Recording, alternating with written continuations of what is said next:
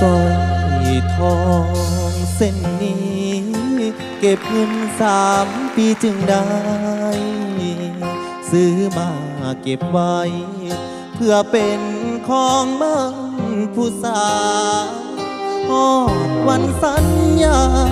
ลางานกลับมาบ้านเฮาน้ำตาพังยาวผู้ข่าวว่าน้องแต่งงานหัวใจสถานอ้ายมาบ่ทันใจเจ้าสัญญาเฮาจบตอนน้องเข้าพาควัน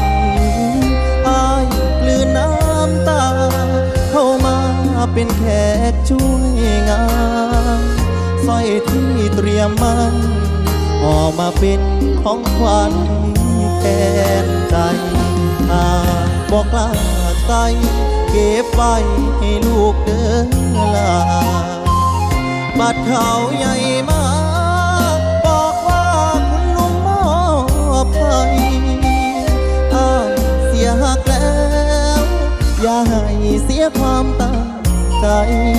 ยิ้มรับของขวัญคนไทยก่อนลาใจไปชั่วชีวิตสร้อยทองเส้นนี้บ่มีสิทธิ์เป็นของมันมอบเป็นของขวัญช่วยงานแล้วอ้ายสิหนีกระเป๋า1 ใบกลับไปสู้งานอีกทีจากบ้านวันนี้อ้ายบ่มีน้องยืนส่ง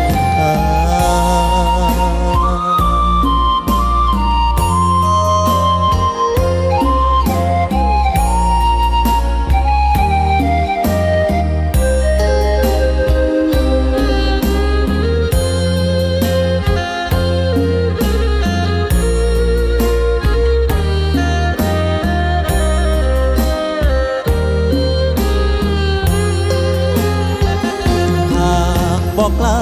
ใส่เก็บไว้ให้ลูกเดินลาบัดเขาใหญ่มา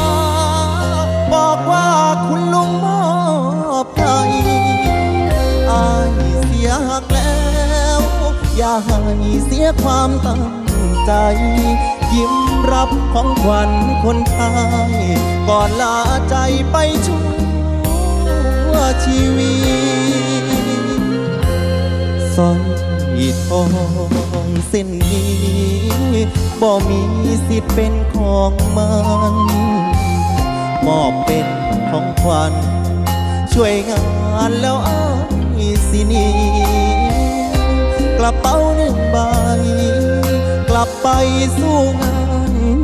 อีกทีจากบ้านวันนี้อ้ายบ่มีน้อง